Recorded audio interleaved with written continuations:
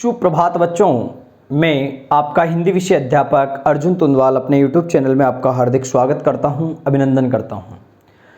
आज का जो हमारा बिंदु होगा वह होगा कक्षा 10 की पुस्तक गद्य भाग से पहला जो चैप्टर है पाठ क्रमांक 10, उसमें है स्वयं प्रकाश जी की कहानी नेताजी का चश्मा।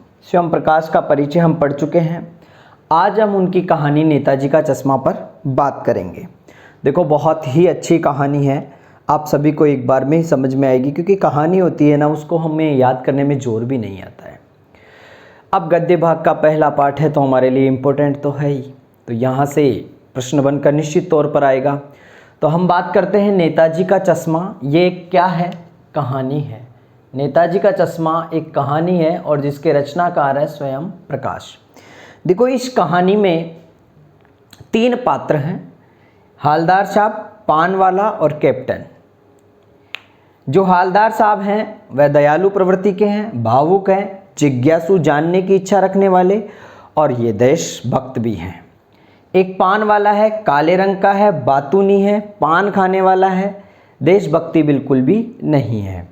अगर कैप्टन की बात करें तो ये कैप्टन एक लंगड़ा है जिसकी एक टांग टूटी हुई है, गरीब परिवार से है, फेरी वाला है, फेरी करता है अर्थात चारों तरफ घूम फिर कर ही अपने चश्मे बेचा करता है। चश्मे बेचने वाला कैप्टन है और एक सच्चा देशभक्त है। देखो, इस कहानी में कैप्टन चश्मे वाले के माध्यम से देश के करोड़ों नागरिकों के योगदान को रेखांकित करती कहानी है। देश के करोड़ों लोगों का जो योगदान है उसको रेखांकित करती हुई कहानी है ये। सभी व्यक्ति अपने अपने तरीके से अपने देश के लिए कोई ना कोई योगदान जरूर करते हैं, और इसमें ऐसा नहीं है कि बड़े ही करेंगे, इसमें बच्चों का भी योगदान रहता है, बड़ों का भी योगदान रहता है। तो इसी प्रकार एक कैप्टन साहब का अपने देश के लिए क्या देशभक्ति वह दिखाता है, उसका क्या योगदान रहता है, उसके बारे में यहाँ पर एक कहानी है। बहुत ही सुंदर कहानी है। इस कहानी का सार हम 7 भागों में पढ़ेंगे। सबसे पहले जिस कस्बे की कहानी है उस कस्बे का परिचय पढ़ेंगे। उसके बाद वह उस कस्बे में एक मूर्ति लगी हुई है, उस मूर्ति का परिचय पढ़ेंगे। मूर्ति किसकी है? मूर्ति है हमारे बाबा साहब की। और उसके बाद हालदार साहब का कौतुक, एक आश्चर्य उनके मन में होता है, उस आश्चर्य के बारे में वह जानने की इच्छा रखते हैं। और कैप्टन का देश प्रेम और कैप्टन का परिचय। फिर उसके बाद हम हालदार साहब का दुखी होना, और फिर एक चश्मा है, वह सरकंडे का चश्मा वहाँ लगाया जाता है, उसके बारे में हम बात करेंगे। तो ये सारी जो चीज़ है, बच्चे उस पर सरकंडे का चश्मा लगा देते हैं। तो देशभक्ति में ऐसा है, यहाँ पर ऐसा नहीं है कि बड़े ही देशभक्त दिखाएंगे, देशभक्ति बच्चे भी दिखाएंगे। जब इस कहानी को हम पूरी तरह समझ लेंगे, पढ़ लेंगे, बहुत ही आसान भाषा में, एकदम सरल लैंग्वेज में मैंने आपको इस कहानी का सार बताऊंगा। तो शुरुआत करते हैं सबसे पहले इस कस्बे का परिचय, जहाँ से कहानी शुरू होती है। हालदार साहब को हर 15वें दिन कंपनी के काम के सिलसिले में एक कस्बे से गुजरना पड़ता था।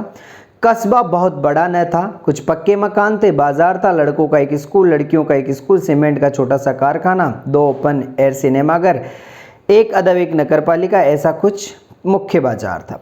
तो नगरपालिका के किसी उत्साही बोर्ड या प्रशासनिक अधिकारी ने शहर के मुख्य बाजार के मुख्य चौराहे पर नेताजी सुभाष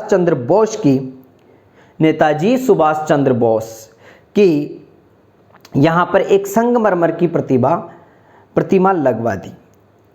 लेखक को पूरी बात का पता नहीं, लेकिन उन्हें लगता है कि देश के अच्छे मूर्तिकारों की जानकारी नहीं होने के कारण अच्छी मूर्ति की अनुमानित लागत उपलब्ध बजट से कहीं ज़्यादा होने के कारण बोर्ड प्रशासनिक शासनावधि समाप्त होने की दशा में किसी स्थानीय कलाकार को ये अवसर देने का अवसर मिला, और वहाँ पर प्रशासनिक अधिकारी ने एक स्कूल के टीचर को ये ठेका दे दिया और कि 1 महीने में इस मूर्ति का अनावरण होगा तो तुझे ये मूर्ति बनानी है।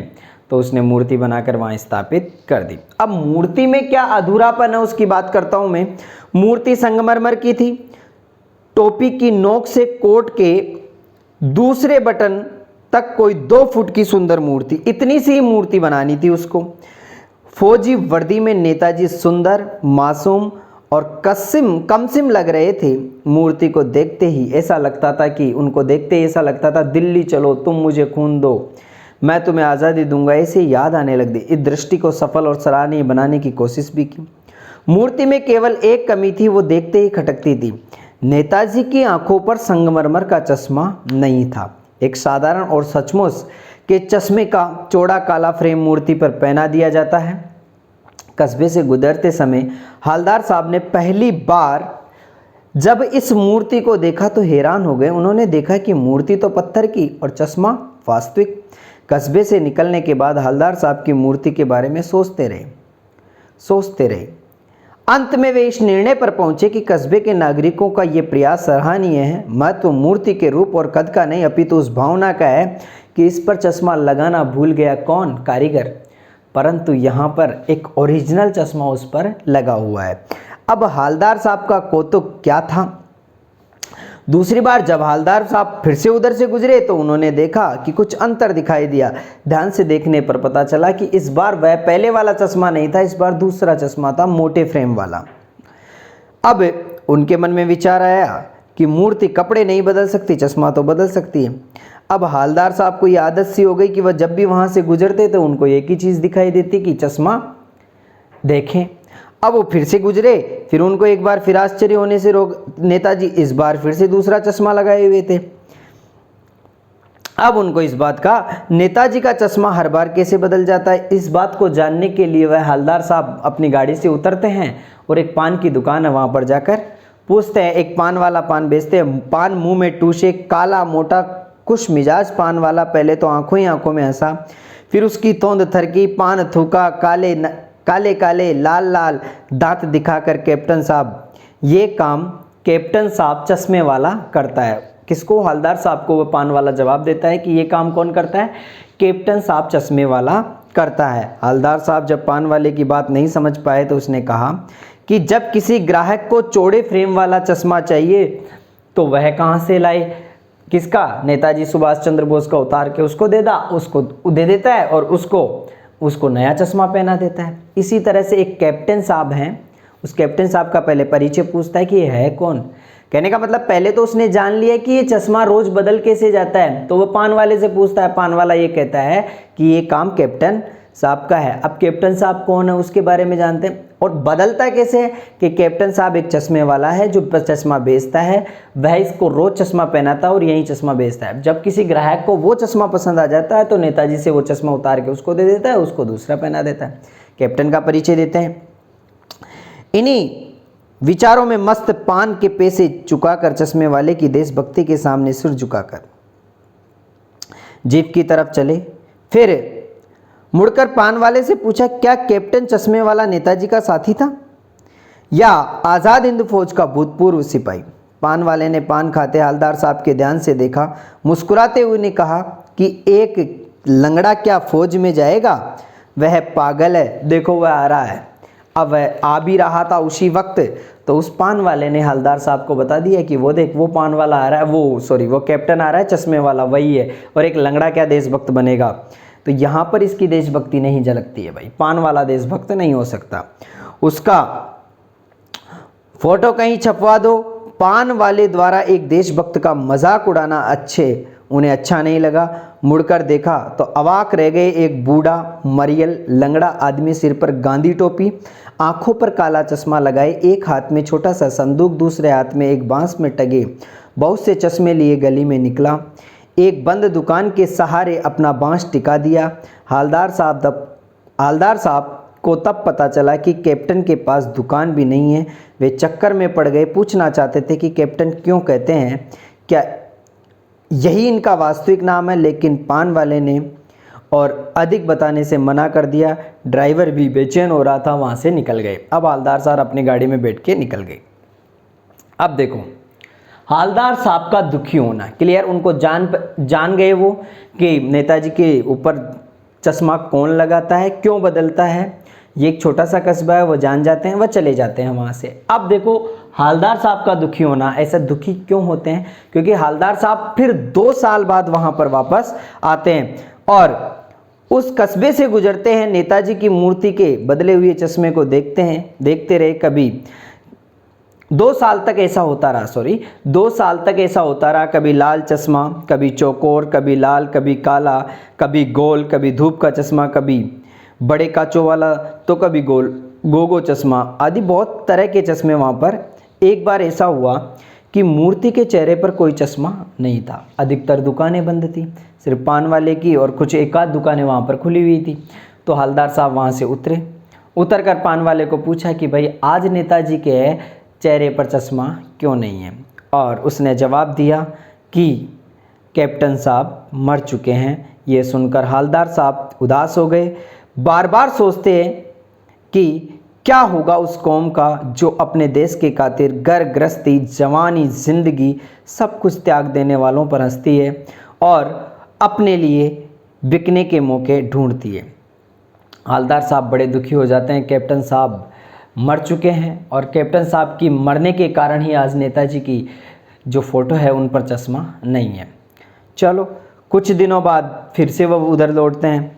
15 दिन बाद बच्चे द्वारा सरकंडे का चश्मा लगाना कैसे। 15 दिन बाद हवलदार साहब फिर उसी कस्बे से गुजरे। कस्बे में घुसने से पहले उन्होंने विचार बना लिया था कि आज न तो सुभाष चंद्र बोस की तस्वीर की तरफ देखूंगा, न गाड़ी रोकूंगा, न पान वाले से बात करूंगा। पर देखो, जब हम बार बार किसी चीज़ के आदतन हो जाते हैं तो जो ही वहाँ पर गाड़ी निकलती है, हवलदार साहब उस नेताजी की तरफ देखते हैं तो गाड़ी की गति भी बहुत तेज़ थी। ड्राइवर ने ज़ोर से ब्रेक लगाए। रास्ते में अचानक क्या होता है कि वो उधर से गुजरते रहते हैं हवलदार साहब, और हवलदार साहब जब वहाँ से गुजरते हैं तो उन्होंने ठान तो लिया ही था कि मैं आज इनकी तरफ देखूंगा नहीं। तो वो क्या करते हैं, वो उधर से गुजरते गुजरते जाते हैं, पर अचानक उनकी नेताजी की तरफ नज़र चली जाती है। तुरंत उनको देखते ही वो चीखते हैं, रोको। अचानक रोकने की बात सुनकर ड्राइवर तुरंत ब्रेक लगाता है और रास्ते में चलते हुए लोग देखने लग जाते हैं कि जेब अभी रुकी भी नहीं थी कि हवलदार साहब कूदे, तेज तेज कदमों से मूर्ति के सामने जाकर सावधान होकर खड़े हो गए। मूर्ति की आंखों पर सरकंडे से बना छोटा चश्मा रखा हुआ था, जैसे कोई बच्चों ने बना दिया हो। इतनी सी बात पर भावुक होकर हवलदार साहब की आंखें भर आई, क्योंकि एक सच्चे देशभक्त की आंखें भरेगी, क्योंकि वो देखना नहीं चाहते थे। उस पर संगमरमर का चश्मा नहीं था, क्योंकि जब किसी माध्यम से उसको बनाया गया तो उस पर संगमरमर का पारदर्शी चश्मा बनाने में असमर्थ था, तो उसने चश्मा बनाया नहीं। पर सरकंडे के चश्मे को देखकर हवलदार साहब की आंखें नम हो गई, भावुक हो गए और सच्चे देशभक्त की तरह उन्होंने उस मूर्ति को सलाम किया और वहाँ से चल दिए। ये कहानी थी हवलदार साहब की नेताजी का चश्मा। आपको पता चल गया होगा। एक शॉर्ट में बता देता हूँ, नेताजी की मूर्ति का अनावरण कहीं पर होता है। उस मूर्ति का अनावरण होने के कारण उस पर चश्मा नहीं होता है। एक कैप्टन होता है जो रोज़ चश्मा बेचता है और उस मूर्ति पर लगा देता है और रोज़ अलग अलग तरह के चश्मे बनाता है। एक दिन कैप्टन की मृत्यु हो जाती है, उस मूर्ति पर चश्मा लगाने वाला कोई नहीं होता है। हवलदार साहब बड़े दुखी होते हैं और बच्चों ने मजाक में उसमें सरकंडे का चश्मा लगा दिया, जिसे देखकर बड़े भावुक हो जाते हैं कि आज बड़ों में ही नहीं बच्चों में भी देशभक्ति की भावना है। बहुत ही सुंदर कहानी है, आप सभी को समझ में आई होगी। नहीं आई है तो एक बार फिर से इस कहानी को सुने। धन्यवाद।